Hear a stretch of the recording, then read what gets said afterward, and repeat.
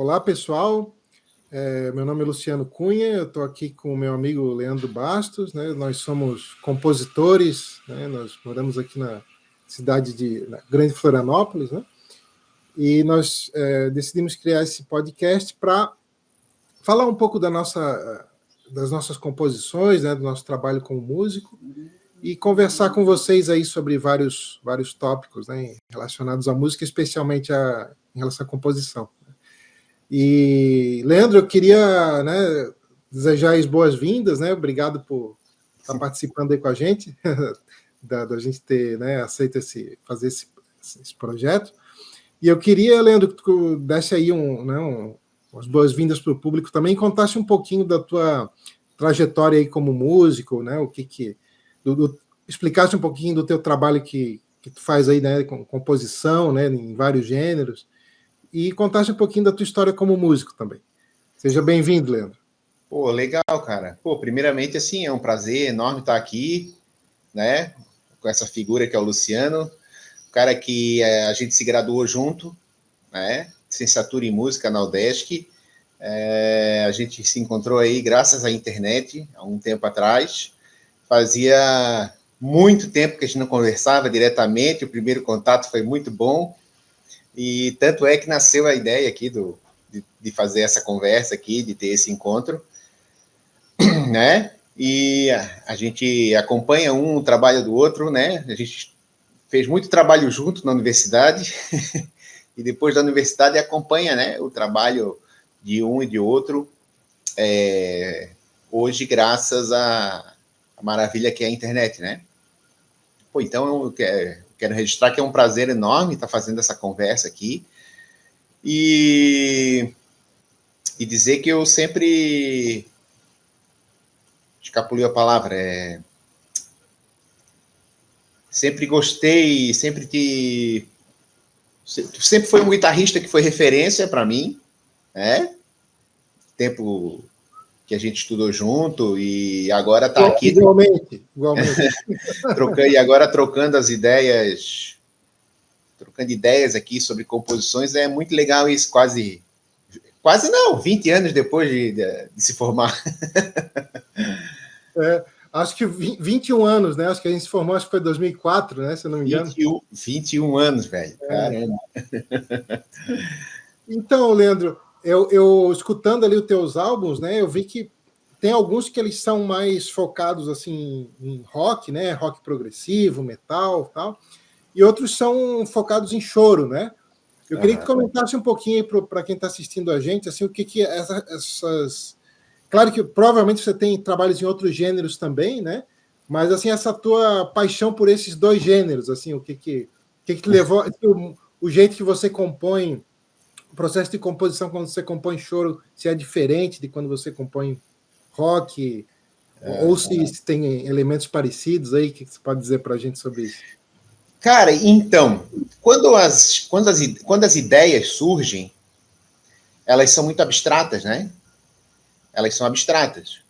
Então, quando as ideias surgem, eu tento, de alguma maneira, classificar elas, né?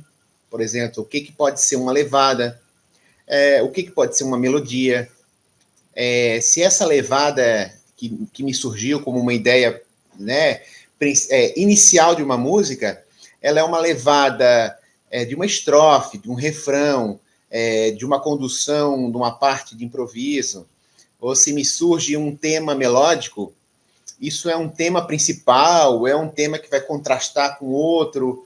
Eu tento imaginar aonde que essa ideia inicial, eu tento classificar para poder... E o que eu faço quando eu tenho essa célula inicial de alguma música ali? Eu registro, cara, eu escrevo. Vou lá e escrevo na partitura tudo. Toda melodia eu escrevo. Toda ideia que me surge eu escrevo. Eu registro. Então, depois, quando eu vou montar, é que eu vou classificar, assim, né? E como assim, cara, eu sempre escutei muita música diferente. E hoje, assim, porra, cada vez mais, cara. Hoje, cada vez mais eu escuto coisa cada vez mais diferente e não tem como tu absorver, né? Porque a gente faz uma escuta que não é passiva, né? Eu não consigo, assim, raramente eu consigo fazer uma escuta passiva, a não ser que seja uma música muito, vamos dizer, vou classificar como descartável, né? Uma música aí que roda e não tem muito, que não me chama muita atenção. Agora, se tem um elemento diferente, se tu vê que tem uma proposta ali, eu quero absorver aquilo que eu estou escutando e entender o que está acontecendo, né? Então, eu vou classificando aquilo que eu escuto, e eu acho que isso vai indo para o nosso subconsciente, né? E depois o subconsciente responde de uma outra maneira isso. Então, eu vou classificando, cara. Então, assim, tem coisas que são mais rock and roll, que são mais heavy metal, que são mais hard rock, né? Pô, a música brasileira eu sempre gostei demais, assim, eu comecei no violão clássico, né? Então a gente desenvolvi todo aquele repertório dos compositores clássicos ali e tal, e depois quando eu descobri, assim, o choro, a música brasileira no violão, puta, cara, eu me apaixonei por aquilo ali. Então, às vezes eu tô numa fila do banco, batuquei na perna meia dúzia de célula rítmica, aquilo ali já me vem uma melodia, entendeu? Então a fila do banco já ficou maravilhosa, cara.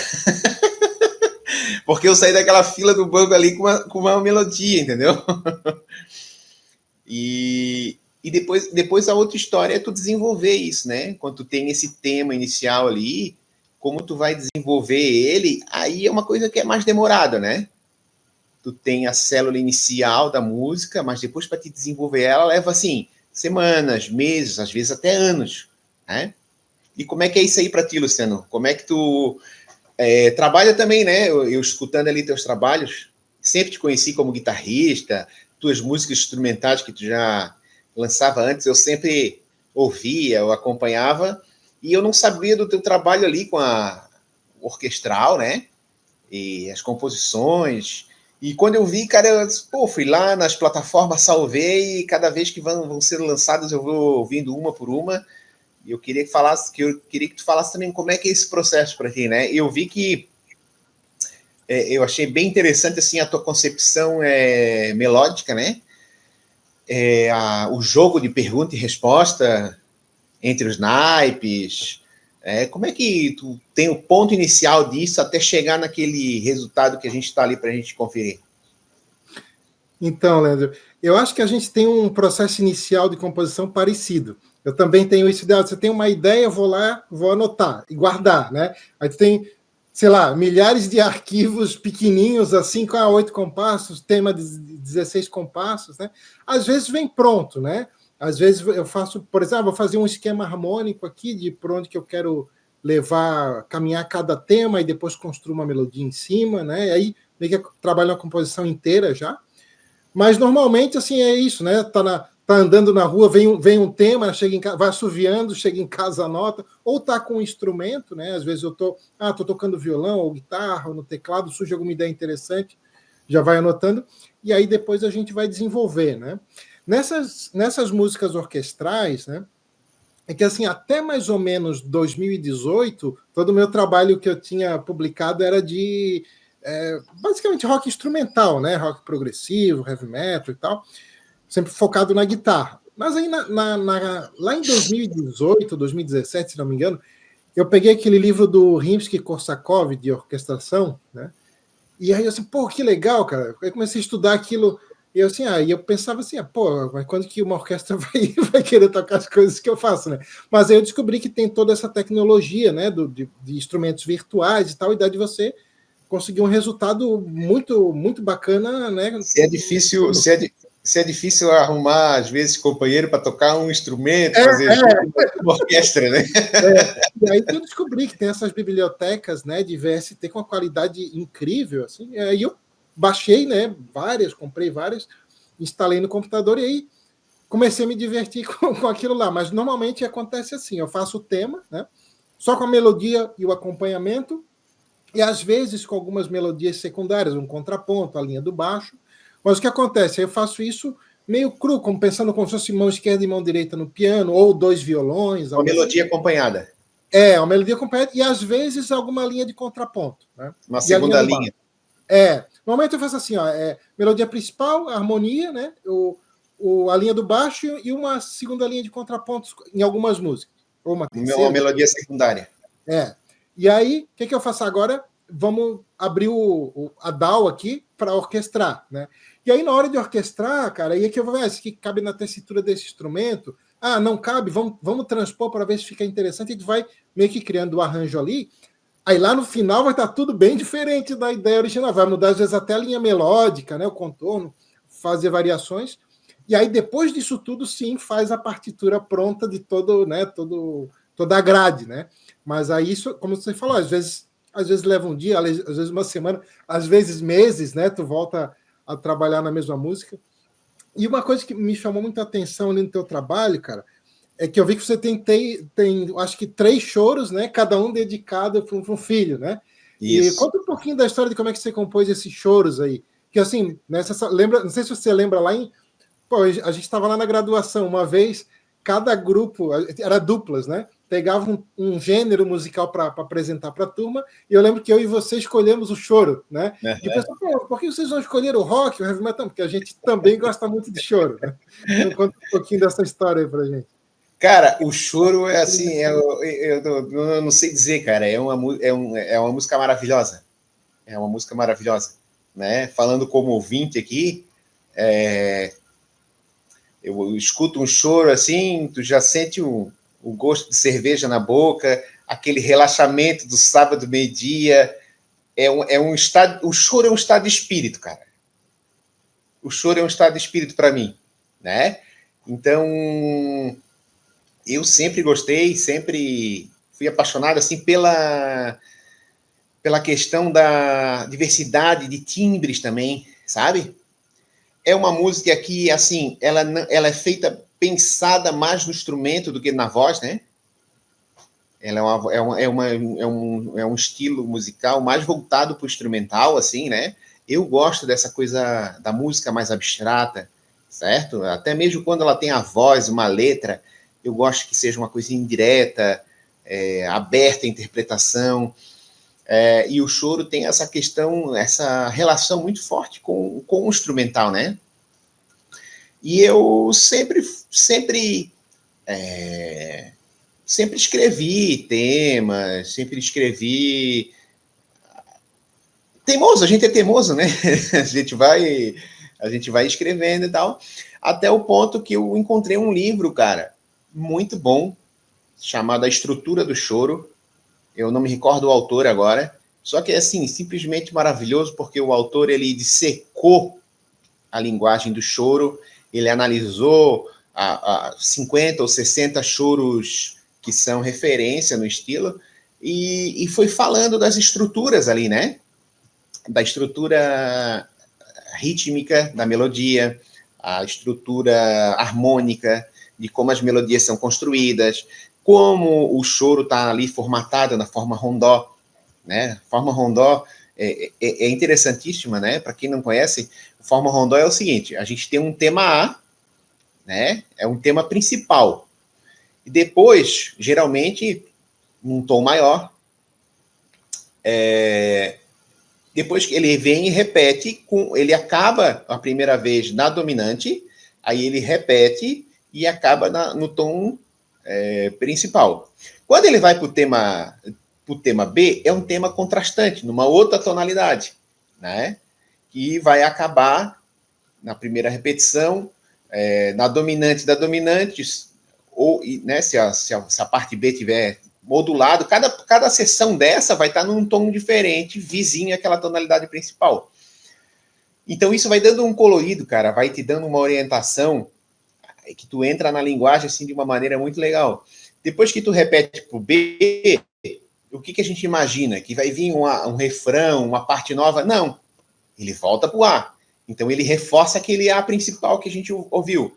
Depois que ele tocou o A principal, a gente acha, agora ele vai pro B, vai repetir o B. Não, ele vem com o C, que é uma estrutura totalmente nova, num outro tom, um outro assunto. Claro, é um outro assunto que tem que conversar primeiro. E depois ele conclui. É claro que tem variações, tem pontes, tem coda, Não é tão fechado assim como eu estou falando, né? Tem várias outras estruturas que podem ser agregadas aí dentro, fazer enxertos. Então eu estudei esse livro dele, cara. Daí eu estava em férias, em alguns temas, e eu fui escrevi um choro, arranjei ele para violão, e naquelas férias estavam pronto. E a gente que faz música instrumental sabe como é que é, né? E agora, cara, qual é o nome da música? É a parte mais difícil. Então, antes eu sofria. Puta, como é que vai ser? Cara, hoje eu deixo rolar, porque quando chega no final, ela tem uma energia, ela tem uma coisa subjetiva que tu vai associar ela com alguma coisa que faz sentido para ti. E assim, para quem não sabe, eu tenho 3 filhos e a Marina, ela tinha 2 aninhos e pouco, e a menina vai ser sempre nessa pegada com o pai, né? Então eu decidi dedicar aquele chorinho a ela e chamei Chorinho da Marina.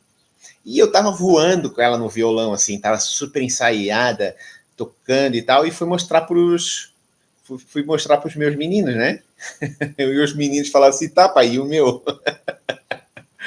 Aí eu vi ela, já estava gravado, já estava tudo certinho para publicar, e eu disse, putz, não posso publicar isso sozinho, né? Daí eu comecei a elaborar dos meninos ali, demorei talvez quase um ano, um pouco menos, para elaborar, ensaiar, gravar, né? É um processo demorado, né?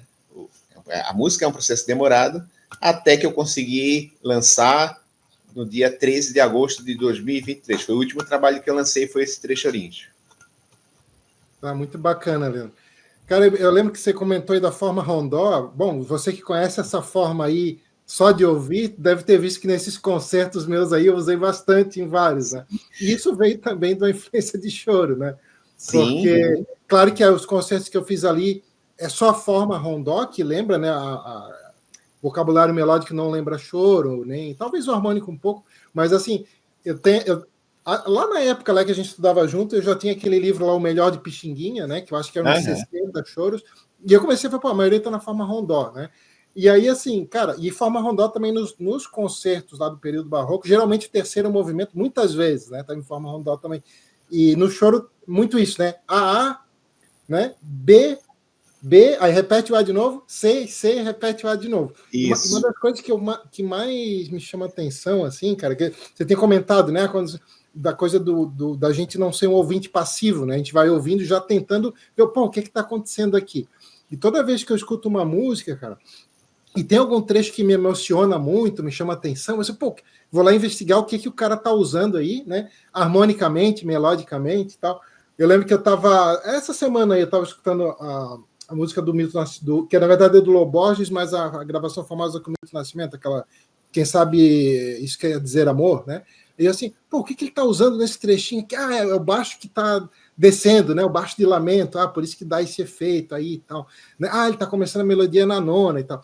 E eu lembro que quando eu escutava choro, cara, que os choros que estavam, geralmente os do Pixinguinha, mas tem vários outros também do Abel Ferreira, do Altamiro Carrilho, tem isso também, tá na forma rondó.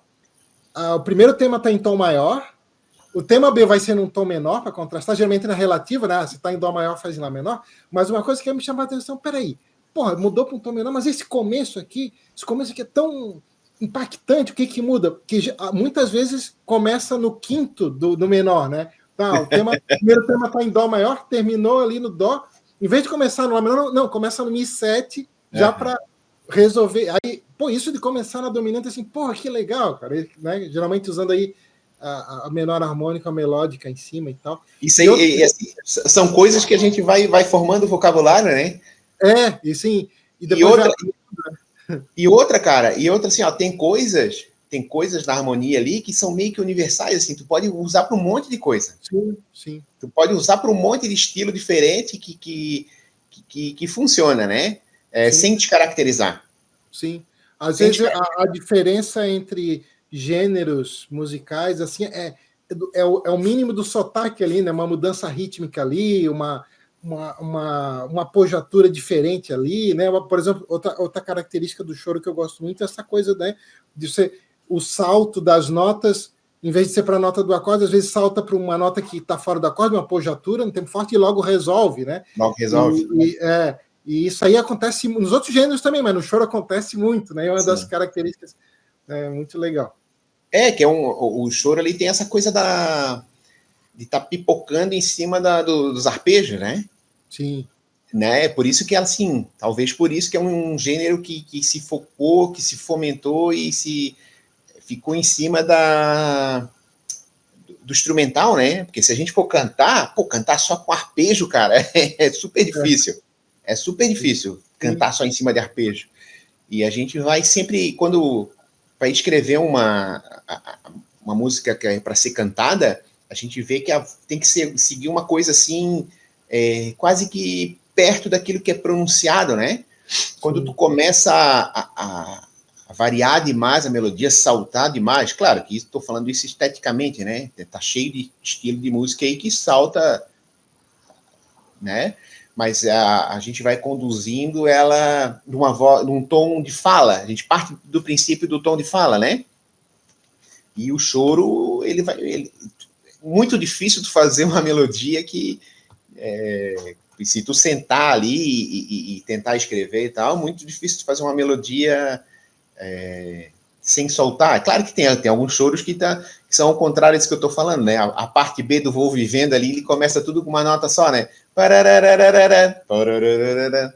Né?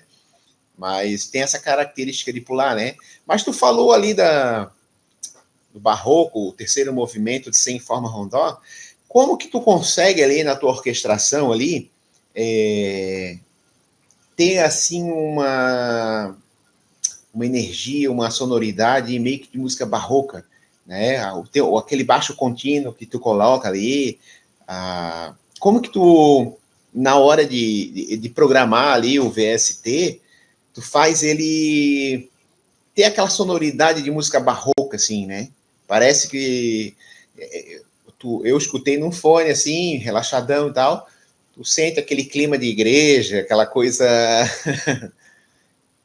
Sim, eu acho que isso são vários detalhes que alguns são da própria composição e outros são da orquestração mesmo, né? Então, por exemplo, o meu primeiro disco, que ele é mais sinfônico, ele tem uma cara mais de período romântico, assim, né? Aquela orquestra grande e tal, com trompas e naipe de violino e madeiras e tudo. Mas esses outros, que são os concertos, sim, que eles têm uma cara mais barroca, né? Acho que, assim, uma das características que já está na composição é o ritmo harmônico ser mais rápido, né? Então, você tem acordes que duram dois tempos, geralmente, né? Vários duram um tempo só, né? Nas composições que eu faço que os acordes duram mais tempo, sei lá, um compasso inteiro, já vai soar mais parecido com o período clássico, né? E tem algumas outras coisas que são já da melodia, que são assim, características bem marcantes do barroco, assim, por exemplo, usar melodia com nota pedal, né? Bastante comum, né? Uhum. Você ter menos cromatismo do que nos períodos seguintes, né? Mas, assim, harmonicamente, o vocabulário já era o mesmo, né? Você usar dominante secundário, dominante estendido, subdominante secundário, né? Dominante substituto, por aí vai. E são os aspectos da composição. Mas aí, eu acho que o que dá mesmo a cara, assim, é muito da orquestração. Você usar orquestras menores, né? Você ter naipes, por exemplo, naipe de violino com 3 violinos, por exemplo, né? 4, não é aquela orquestra do período romântico que tem ali 10, 12, 18 violinos. Os naipes são muito menores, né? Mas isso tu escolhe na hora que tu tá montando o arranjo ali, né? Tu vai lá no, sei lá, violino 2, tu bota 3 violinos, é isso? Na hora que tu tá montando... Algumas bibliotecas de VSTs, elas já são mais direcionadas para certos gêneros, né? Aqui eu vou usar uma orquestra de câmara, aqui eu vou usar uma orquestra sinfônica e tal. Isso já vai dar diferença. Mas, assim, às vezes, né, é difícil você ter acesso a várias dessas, porque elas são muito pesadas, geralmente, ocupa um espação, né, no teu PC, mas dá de você ir adaptando nas nuances ali dos comandos, né? Então, por exemplo, o tipo de vibrato, né? Então, geralmente, aquele vibrato mais exagerado, assim, no violino, por exemplo, já é mais do período final do clássico, começo do romântico, então, a sonoridade mais barroco faz o vibrato mais suave, né? E nos VSTs tem vários deles que tem o comando da intensidade do ataque da nota, né? A dinâmica toda, e eles variam muito dependendo de como é que você trabalha a dinâmica. Então, assim, dependendo da faixa de dinâmica que você escolhe, vai soar mais parecido com um ataque mais feroz, assim, ou mais suave. E aí, em cima disso que a gente vai trabalhando, né? Vai trabalhando contraste, né? Entrada e saída de instrumentos, e a coisa também de você ter um grupo que é mais ou menos como no período barroco eu chamava de concerto grosso, né? Você tem um grupo de instrumentos que aí seria o concertino, que é os solistas, né, que vão interagindo e dividindo os solos. Você tem o ripieno, que era o resto da orquestra que vai interagir tocando os temas, mas também tem o grupo que é o baixo contínuo, né, que vai fazer acompanhamento, que na época também era cifrado, um outro sistema de cifras, né, tu conhece bem essa, que era o baixo numerado, né, mas que também é um acompanhamento assim para ter a cozinha da coisa, assim como você tem a cozinha no jazz e no rock também, né? Cara, e falando aí, puxando já pro tema do rock, cara, que eu gostei muito mesmo nas tuas músicas instrumentais aí de rock e tal, é a maneira, duas coisas, cara. Eu sei que tu sempre foi fã de progressivo e gosta de tempo quebrado, compassos, né, número ímpar, isso eu adoro também, mas eu já gostava, mas eu passei a gostar muito mais depois que eu comecei a estudar, né, a gente começou a estudar junto, pô, escuta isso aqui, cara, escuta isso aqui, né, Yes, Dream Theater, Rush e tal, e aí a gente pirou nessa coisa, né, do compasso ímpar. Não sei se tu viu, tem alguns concertos lá que eu fiz em 5x4, né, que no barroco Sim, era sim. uma coisa assim.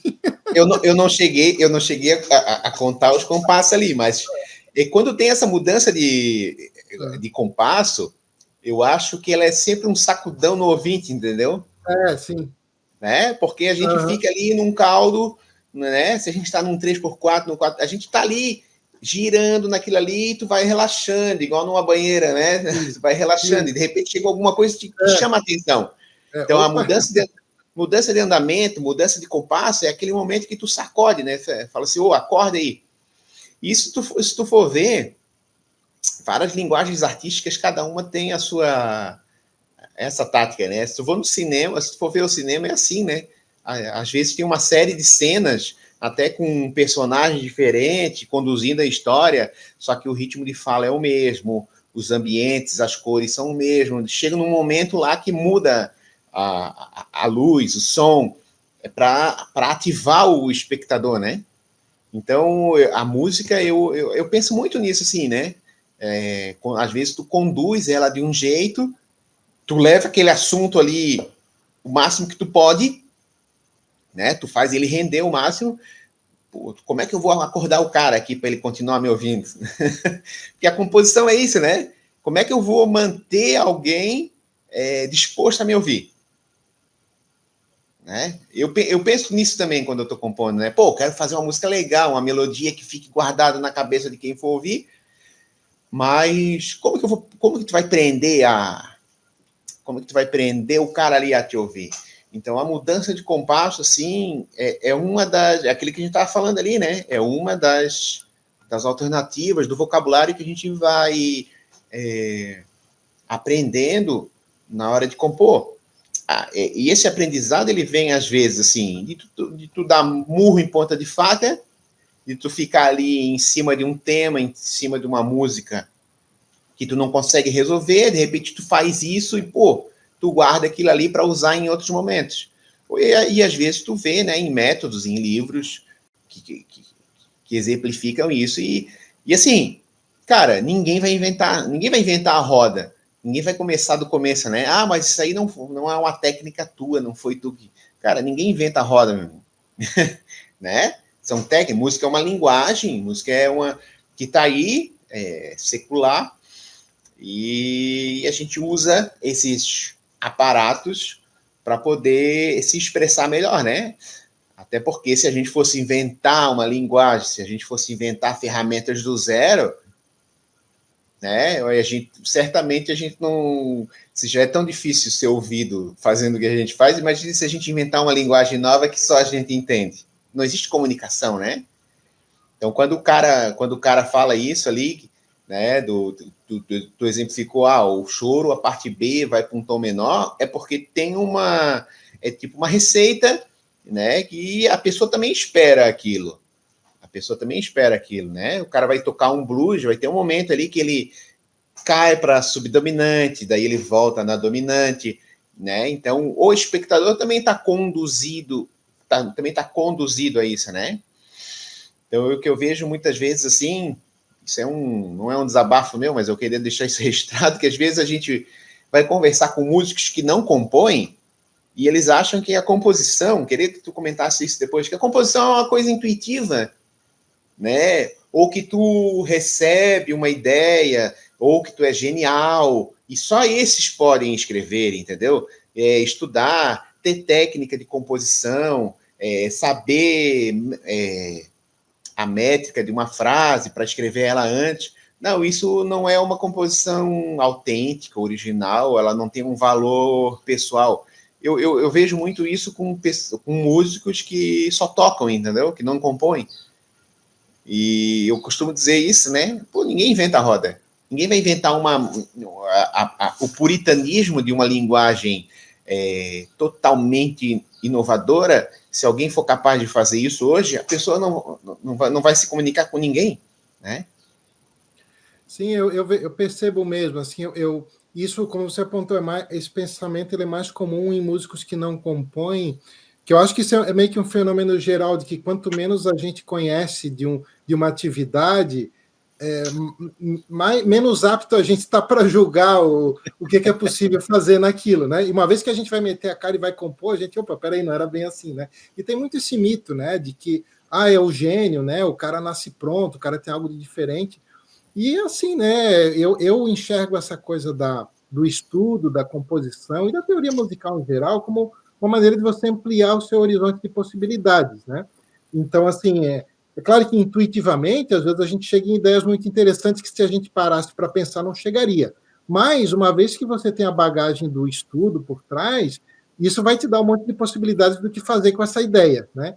E eu também vejo como você vê, assim, que as ferramentas estão aí, as linguagens musicais estão aí, para a gente continuar usando elas e se expressando por meio delas, né? Eu acho que essas linguagens, né, dos sistemas musicais existem como uma ferramenta para a gente expressar, né, o que passa no nosso íntimo ali de ideias musicais e tal. E eu acho que, às vezes, algumas pessoas se perdem nessa obsessão por ser original, né? Sim. Que eu fico comparando, assim, por exemplo, vamos às vezes é muito dito assim, mas tem vários clichês harmônico, melódico, que se usava no período clássico, por exemplo, né, o período galante lá tal, e que isso não tem tanto valor. Eu não acho, cara, porque assim, vamos imaginar aquela receita do bolo da vovó lá que é gostoso pra caramba. Pô, todo mundo já cansou de comer aquilo lá, mas tu vai fazer mais um, vai ser bem saboroso ainda. Eu vejo esses clichês, assim, tradicionais, assim, consagrados da música com a mesma coisa. Por exemplo, o blues de 12 compassos, né? Pô, usado em trocentos mil músicas, mas toda vez que tu ouve uma música nova feita daquilo, ainda é capaz de soar interessante, sabe? Isso que é uma outra coisa legal. Então, acho que, assim, às vezes as pessoas aplicam os padrões de julgamento que valem para uma certa meta. Então, por exemplo, a pessoa tem aquela meta, eu quero ser totalmente original, vou criar um outro sistema que ninguém nunca fez, tal. Bom, é a meta daquele compositor. Mas pode ser que outros compositores tenham outras metas. Por exemplo, criar novidades em sistemas que já foram consagrados, né? Que talvez é o nosso caso. O que sobre isso? Não, eu acho que é isso, cara. Eu acho que é isso. Assim, pô, eu acho que não tem regra, entendeu? Eu acho que a única regra da arte é o seguinte, é ser interessante. Então, e outra coisa, sim, é ser interessante para si mesmo, porque daí eu acho que sou uma coisa espontânea, né? Uhum. Como é que eu gostaria de ouvir uma música, um choro no violão? Então, eu vou fazer a minha música pensando nisso. E aí eu vou usar aqui uma frase do David Gilmour, que eu achei espetacular, cara, que eu uso, assim, que é meu mote de composição. Ele falou o seguinte, eu faço música para mim, por sorte, um monte de pessoas gostam também. É isso. E eu acho que, às vezes, as pessoas cobram, assim, do artista, mas tu vai fazer a música assim, quase ninguém vai gostar e tal. Não, mas é melhor que quase ninguém goste, e eu mesmo goste, do que todo mundo gostar, menos eu, sabe? Então, é um trabalho de realização pessoal e de, como é que eu vou dizer, de superação, né? O cara está sempre tentando se superar, escrever um negócio novo, gravar melhor. Então, é um processo individual. Então, se tu vai lá e publica, pô, assim, a minha intenção não é ser um astro do... Hã? Popstar, né? Um popstar. Cara, eu costumo dizer assim, ó, cara, se eu já fazia isso, tu sabe porque eu te mostrei, né? Se eu já fazia isso na época que a gente gravava a música, botava num CDzinho queimado no computador e mostrava para os amigos, sim, né? Aí tu imagina hoje que tu pode botar numa plataforma ali e aquilo ali gira o mundo, cara. E vira e mexe, tu recebe uma mensagem lá de não sei da onde que ouviu a música, ou tu recebe um e-mail que, pô, eu gostaria de uma tablatura dessa música. Então, é legal que tu, né, que tu percebe que aquilo que tu fez ali, que tu escreveu no teu íntimo, que aquela melodia tu se divertiu, tu compartilhou com alguém. Né? Eu costumo dizer assim, pô, com as minhas crianças aqui, elas vão, desenham, elas pintam. Primeira coisa, o que a criança faz depois que ela pinta? Ela desenha. Cara, ela corre e vai mostrar para alguém, velho. Entendeu? Sim. Ela quer compartilhar, ela não quer um julgamento. Sim, ela não quer um julgamento. Ela não quer um julgamento. Ela quer compartilhar o que ela fez ali. Sim. Né? E outra coisa que eu vejo que isso é corrosivo para a música, né? É como a música ela ficou vinculada somente com o mainstream, com o comercial. Sim. Né? Se tu for ver... Acho que meio que isso poda a criatividade, né, dos músicos. Pode a criatividade, pode a espontaneidade, pode a expressão. Tu vai lembrar muito bem um trabalho que a gente fez numa faculdade, que a gente foi lá no sertão do Ribeirão. Sim, ver como é que a senhora fazia cachaça lá, né? Cachaça, as manifestações culturais, né? Era uma coisa coletiva da comunidade. Então, tocar um instrumento era uma coisa quase que natural, como uma roda de capoeira, ou boi de mamão. O boi de mamão, ou a renda, era uma coisa natural dali, né? E parece que essa coisa de vender um show, o artista ele tem que ser algo sobrenatural, né? Sim. Vai tocar num lugar, às vezes eu compartilho a minha música com pessoas que não têm tanto contato com os músicos, eles acreditam que eu compartilhando essa música é porque eu quero que meu nome seja vinculado assim a um grande cantor. Cara, né? Como se a música fosse só isso, e não, é uma ferramenta de expressão, cara. Sim. É uma ferramenta de autoconhecimento, de expressão, né? Por um acaso, eu trabalho com isso também, eu sou professor de música também, mas o que eu vejo hoje, por exemplo, tocando na noite aí, que mais tem são bandas de advogados, médico, corretor de imóvel, bancário, né? O cara tá tocando na noite e porque ele viu que o poder que a música tem, né? De transformar, de jogar a pessoa para cima.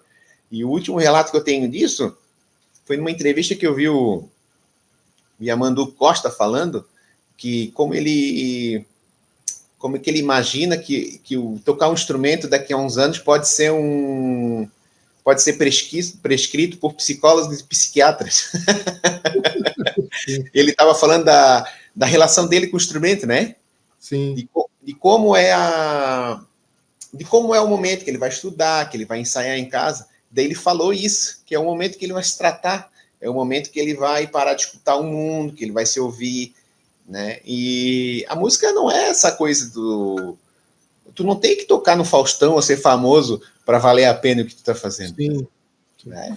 Eu acho que essa ideia é vendida, né, para todo mundo, ainda mais agora nas redes sociais, assim que, né, todo mundo tem que captar a atenção em 10 segundos, todo mundo brigando por atenção, e a coisa da espontaneidade se perde, né, porque tem essa pressão para ser perfeito. Mas, Leandro, eu queria voltar num ponto que você comentou agora há pouco, né? Cara, você falou do David Gilmour, né? Eu acho que assim, todo guitarrista que eu conheço, eu incluso, né? Todo mundo é fã do David Gilmour, né? O cara pode tocar o gênero que for, o estilo que for, mas fala um guitarrista aí que você gosta do David Gilmour. Eu queria te mostrar um negócio interessante aqui, mostrar para o público nosso aqui também. Vou pegar aqui.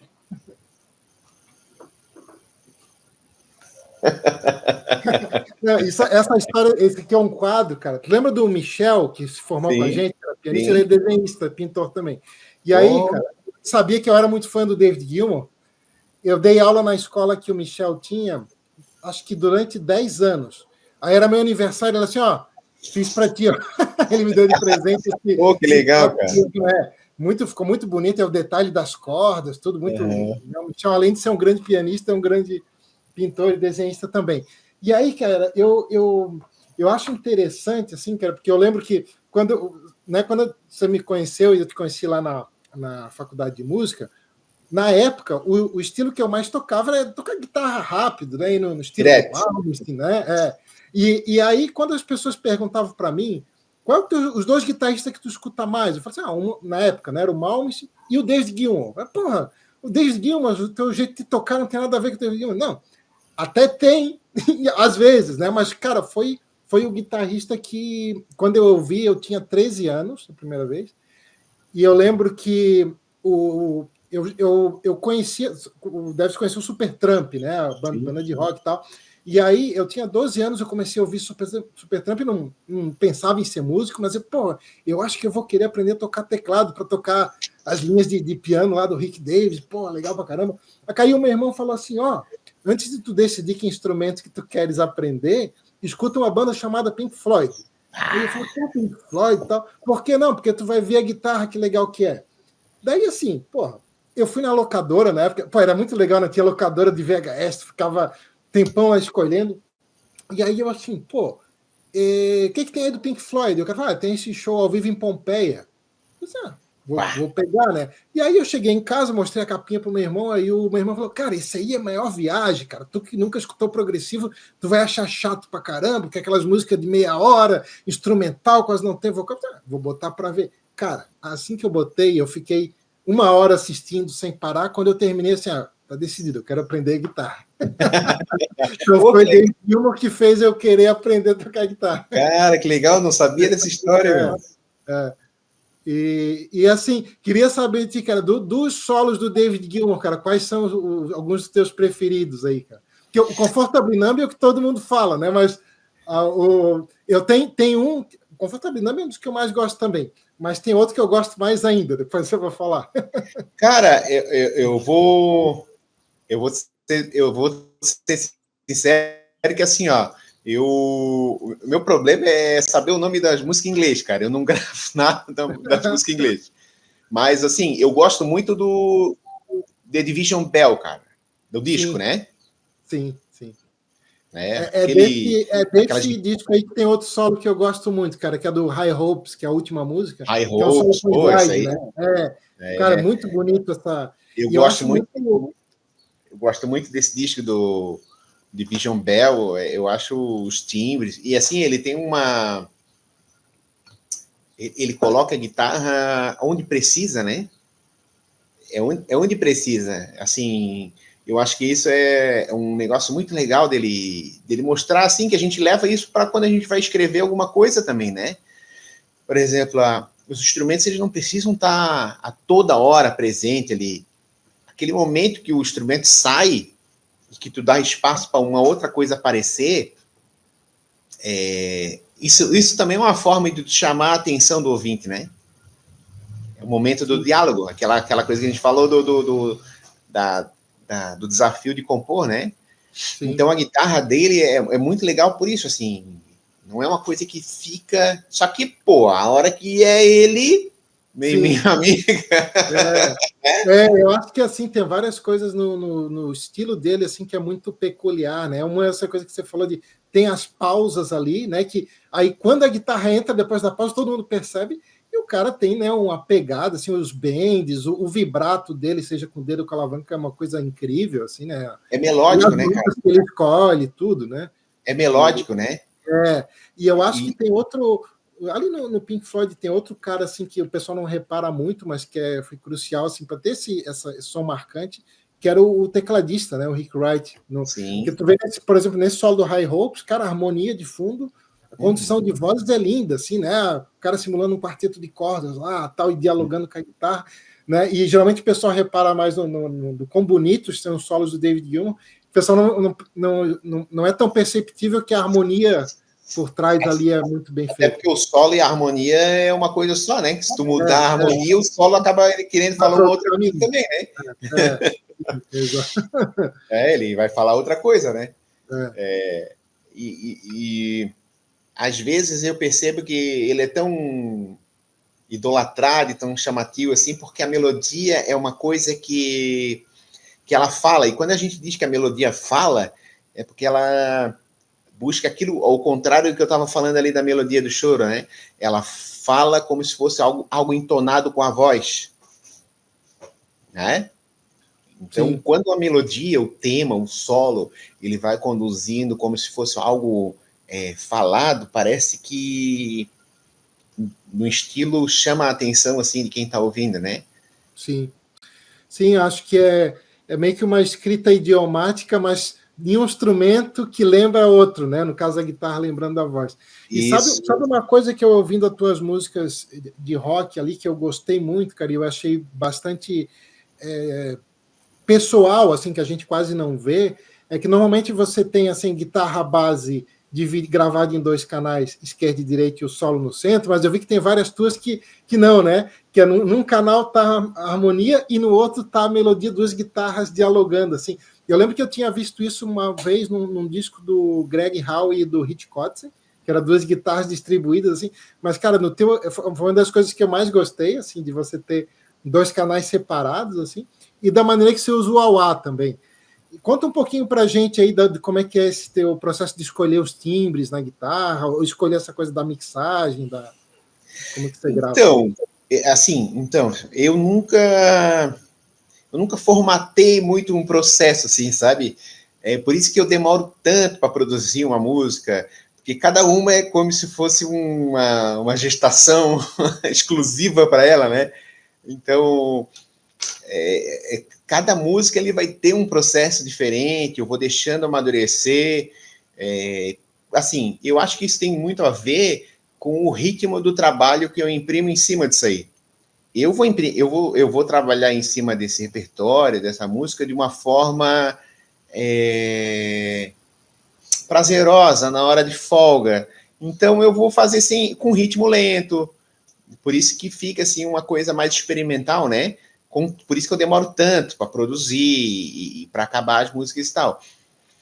Então, eu vou experimentando, cara. Eu vou experimentando e assim, sem medo, sem se apegar muito a protocolos assim, né, de produção. Olha, a guitarra tem que estar aqui no meio, ou aquelas. Cara, eu vou experimentando, eu não tenho medo de pegar ali o botão do pan e ali experimentar mesmo, né? Com fone, com meus monitores aqui, eu vou experimentando e cada uma vai sendo uma história diferente, assim, né? E o wah-wah, cara, o wah-wah é o seguinte,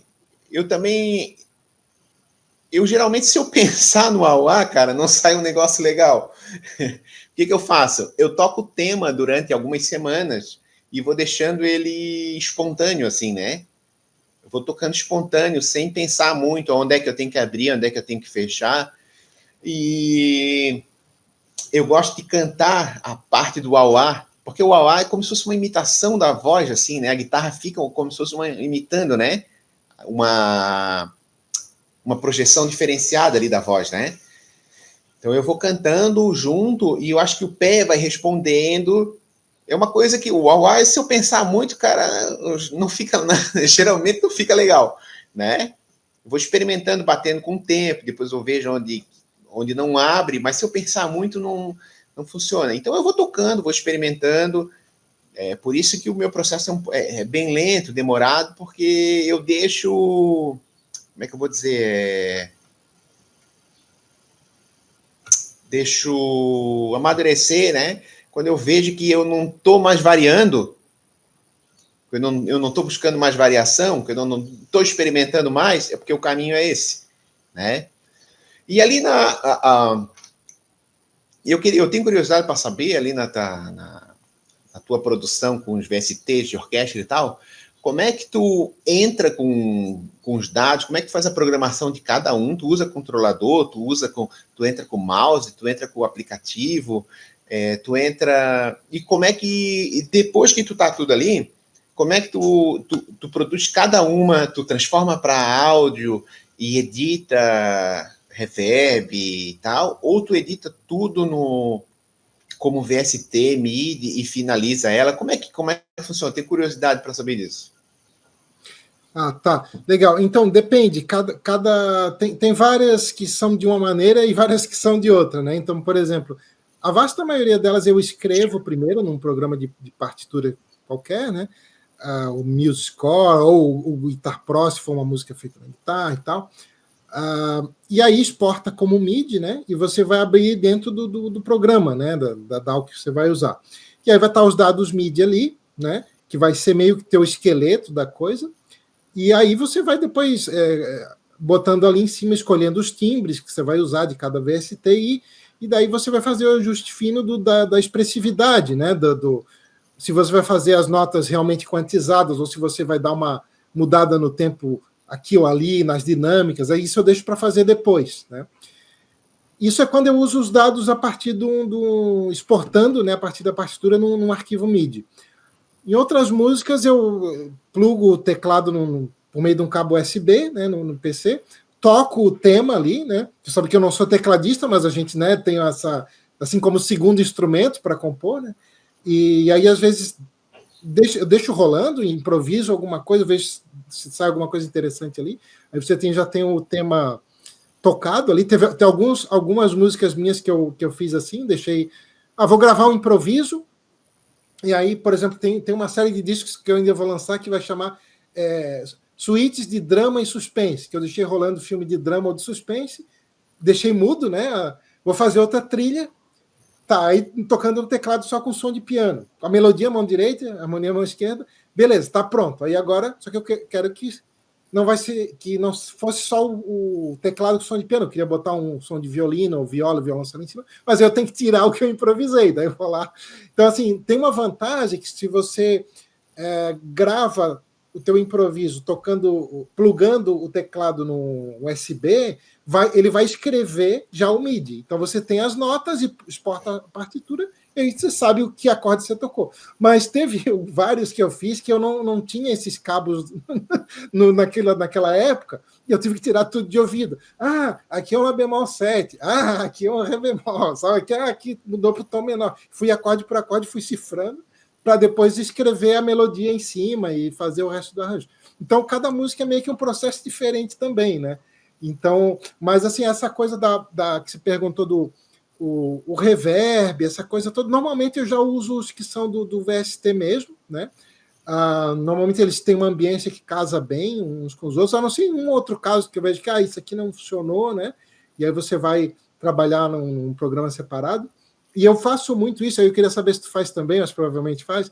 Grava a música, tá ela pronta. Aí vai ouvir nos dias seguintes bastante, deixa ali 1 mês, 2 sem ouvir, depois volta a ouvir para ver se não precisa mudar nada mesmo. Faz isso também? Isso, assim, a gente faz isso, assim, com a música pronta, com o teminha que escreveu na fila do banco. É eternamente isso, assim, né? Tá fazendo, refazendo, julgando, avaliando. Cara, e tu tens músicas assim que tu fica refazendo durante vários anos. Esse detalhe aqui eu vou mudar. E passa eu quero mudar esse detalhe. Cara, eu tenho algumas assim que... Cara, tem músicas que parece que elas funcionam em 20 minutos, tu resolve elas e é assim para sempre, tu não quer mais mudar. Mas tem outras, cara, que é uma pedra no sapato. Assim. Pô, é interessantíssimo isso que estás falando, Luciano, porque assim, por exemplo, tenho uma música que eu escrevi para violão solo, né? Assim, tem algumas linguagens assim que eu tenho explorado que eu não publiquei, não fiz muita coisa ainda, mas que daqui a pouco eu vou começar a soltar. Eu sempre gostei muito de escutar, de estudar música minimalista, né? Então eu fiz uma música para violão, tocava ela assim de uma forma até um pouco improvisada e tal, e tu entra num estado, né, quando eu estava improvisando ela, escrevendo, eu entrava num estado de espírito muito forte com ela e acabei não gravando nesses momentos, assim, né? Aí o que aconteceu? Eu vou escrever. Então, daí eu peguei e escrevi ela inteira, tá? Tá escrito. Só que eu nunca mais consegui tocar ela nesse estado de espírito, assim. Inclusive, eu tentei gravar ela várias vezes, não consegui, não rolou. Eu tocava assim, compassos a mais ou compassos a menos. Como eu tinha uma onda meio de improvisação em cima dela, às vezes eu não, a métrica falhava um pouco, porque era uma coisa mais intuitiva, né? Então, essa música eu fiz em 2016, já tem 9 anos, eu nunca consegui gravar ela. E é um momento, assim, né? É um momento. E não sei se tu conhece o Andrei Uhler. Não. É um violinista de Brusque, cara. Ele tem um trabalho bem legal sobre compositores de violão catarinense. Ele já gravou 2 discos e ele selecionou essa peça para o terceiro trabalho dele, cara. Ah, que legal, legal. E vai estar no disco dele, que vai sair talvez no ano que vem. E eu falei disso para ele, né? E ele ficou abismado, porque ele disse assim, pô, geralmente o compositor é o que melhor toca a peça, né? Daí Então, eu descrevi isso para ele. Como era uma música assim, extremamente abstrata, eu consegui um ápice nela quando eu escrevi, depois nunca mais consegui tocar. sim. Assim, Sabe que uma vez eu vi uma entrevista com o Brian May, né, do guitarrista do Queen, e ele falou que o Queen não gravava demos pela mesma razão. Porque uma vez eles foram gravar uma demo e ficou tão legal que quando eles foram fazer a versão definitiva, eles não conseguiram captar, né, a mesma performance que eles queriam que tinha saído na demo. Aí ele falou: daqui para frente, nunca mais fazer demo, já faz a versão final.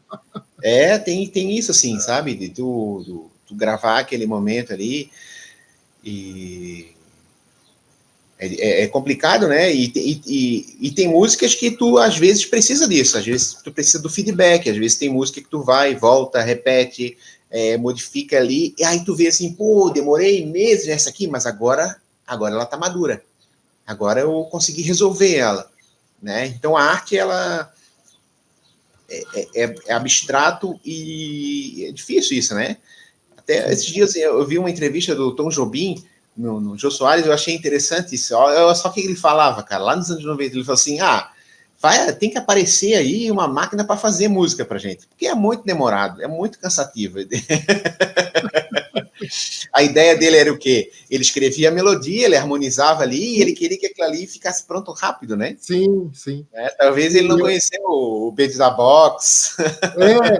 E é curioso que hoje com a IA, né, fazendo música, assim, eu já vi umas pessoas comentar assim comigo assim, então no futuro ninguém mais vai fazer música porque a IA vai fazer. E eu falo, não, assim, ó, eu pergunto para a pessoa: tu gosta de ir na praia tomar banho de mar? Tu vai deixar de tomar banho de mar porque a IA vai poder fazer isso por ti? Não, porque acho que às vezes a pessoa não consegue entender que a relação do compositor com o ato de compor é como o cara tomar um banho de mar, né?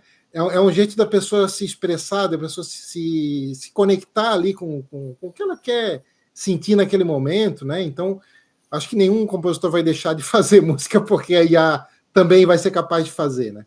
Não, eu acho que ela automatiza os processos, né? Eu sim, acho que ele quis dizer nesse sentido, né? De agilizar os processos que dão tanto sim, trabalho, né? sim, dá de você usar como uma ferramenta, né? Que toma Mas tanto tempo.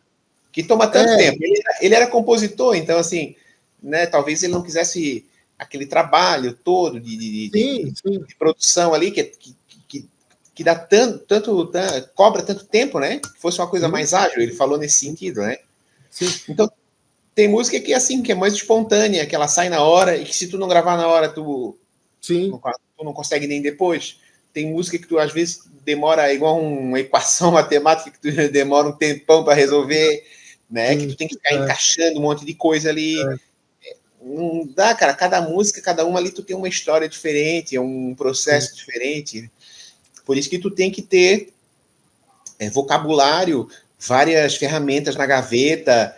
É igual um marceneiro, alguém que trabalha sim, com escultura em madeira. Quanto mais, né? Tu vai para ver que espetáculo é tu para ver um vídeo ainda, um cara fazendo escultura de madeira, só para ver a quantidade de ferramenta que ele tem. sim, sim. Ficava bispado, pô, então aquela frestinha Aham, ali foi feita com essa ferramenta. Pô, eu queria fazer uma escultura, mas sem essa ferramenta eu nunca ia fazer. sim, Tu até ia fazer, mas tu ia ter que forjar uma ferramenta dessa. sim, vai E demorar com, muito mais. É, eu e com a acho que música, e com a música é a mesma coisa. Com a música é a mesma coisa. Né? Tem as ferramentas ali. sim. Né? Aí o É, eu cara acho que não que conhece a ferramenta vai ter que forjar uma ferramenta dessa. sim, sim, eu acho que a tecnologia ela está aí, né? E se a gente souber aproveitar, usar, né, vai facilitar o trabalho. Assim como é interessante a gente lembrar que cada coisinha que hoje é uma coisa consagrada, uma ferramenta consagrada, ela já foi novidade, né? Quando surgiu, né? Então, a mesma coisa com qualquer outro processo, outra tecnologia que vai surgir. Leandro, a gente está chegando aqui em 1 hora. Eu queria só para a gente fechar esse nosso papo, tem mais uma pergunta que eu tenho curiosidade de saber, mas só para avisar para quem está assistindo a gente, né, na descrição desse vídeo a gente vai deixar aqui os links, né, para quem quiser ouvir os nossos trabalhos aí, né, do Leandro e meu, está aí nas plataformas de streaming. E, Leandro, uma última uma questão que eu tenho curiosidade, fala um pouco do teu trabalho como maestro, cara, como é que é aí lidar com uma orquestra? Ah, então, cara, é assim, um desafio, está sendo um desafio, né? Está sendo um desafio gigantesco, né? Para quem não sabe, eu trabalho há 14 anos no programa de educação musical de Palhoça, né? E ano passado eu fui convidado para assumir a orquestra. É um trabalho bem grande, assim, envolve mais de 100 alunos, envolve 6 professores, né? Envolve 5 escolas. Então, foi uma novidade para mim, eu nunca imaginei estar nessa posição, mas foi um desafio que eu topei, né? Pô, tenho aprendido muito, cara, tenho aprendido muito sobre os instrumentos, sobre o ser humano, né? Lidando com as pessoas, porque uma coisa a gente vai ali e edita o VST, né? Mas o ser humano é diferente e às vezes ele precisa de uma piada, de um afago, daí ele afina melhor. Às vezes tu leva uma paçoquinha, uma balinha, ele vai tocar mais no tempo, né? Então, fazer música é um desafio, fazer música com muita gente é um desafio ainda maior, né? É um desafio ainda maior, Sim, eu, mas eu lembro que eu dei aula de prática de conjunto, acho que durante uns 10 anos na escola de música. Era 5 ou 6, já era muito difícil, imagina aí lidar com dezenas, né? então, só que assim, as crianças elas topam os desafios, né? A gente bota alguns desafios ali, elas topam tal. E o repertório é escolhido em conjunto, é uma coisa que é formatada em conjunto, né? Porque ninguém faz nada sozinho. O ano passado a gente se apresentou num concerto do final de ano, no palco tinha um professor e exatamente 100 alunos, né? Todos lendo a música, todos tocando junto. E é um desafio tremendo, porque cada instrumento tem uma particularidade, né? Cada instrumento tem uma forma de afinar a nota diferente. Cada instrumento tem uma forma de tirar o som diferente, né? E o trabalho do maestro é o cara que vai lá ensaiar e é o primeiro que faz essa avaliação. Então, tu tem que identificar, né? Questão de precisão rítmica, questão de afinação. Então, tu tem que estar muito em dia com aquilo tudo que é fundamento da linguagem musical, né? O teu solfejo tem que estar muito bem tem que estar em dia, a tua leitura rítmica tem que estar em dia, né? A questão do gestual ali na frente tem que ser trabalhada. Assim, me colocou até como um novo instrumento. É um instrumento que não faz som, mas por incrível que pareça, quando tu tá lá nos ensaios, se tu faz um movimento errado, né, eles respondem. Eles respondem. Então, até o maestro ali, né, na posição, não tem nada involuntário ali. Até uma entrada, uma saída, um corte, uma troca de andamento, tu tem que planejar tudo nos mínimos detalhes ali, porque tu é meio que o centro, né, a unidade daqueles 100 alunos ali tocando, e tem sido, assim, uma experiência muito legal, cara, que eu tenho aprendido bastante, assim, muita coisa, muita coisa. Ah, que ótimo. Leandro, eu acho que, né, hoje nós chegamos assim no final dessa conversa. Espero que seja o primeiro aí de centenas, milhares, Bora, né? Que é bora. sempre muito legal a gente trocar essas ideias aí. Só escolher um tema e vamos embora. E acho que a gente sempre vai ter assunto para falar, né? Sempre falta tempo, a gente fica, eu queria falar mais disso, mas acho que, né, espero que esse seja o primeiro de muitos. Vamos decidir aí um nome para esse podcast, né? E vamos fazer Pode ficar até a sugestão aí, né, de quem assistiu aí, isso. de um assunto de um próximo papo, né? Isso. Né? Pode ser algum assunto sobre algum aspecto de composição, ou de teoria musical, ou de gêneros musicais, né? Ou qualquer Forma curiosidade. musical, harmonia, É. alguma coisa nesse sentido, assim, né, que a gente lê e pesquisa de forma voluntária, né? Sim. Né? Então é isso, pessoal. Leandro, muito obrigado. É sempre um prazer conversar com você, né? A gente trocar essas ideias. Obrigado para quem assistiu a gente. Leandro, quer fazer as palavras finais aí para a gente fechar? Pô, eu que agradeço demais estar aqui, Luciano. Depois de quase 20 anos aí que a gente não se via, tá se reencontrando aí para trocar essa figurinha, que seja só o início desse trabalho aqui, desse podcast, né? Que serve para isso, para compartilhar a arte, sabe? Compartilhar a música, compartilhar esse momento aí, né? Que está todo mundo vivo, com saúde, produzindo música para compartilhar sensações, ideias.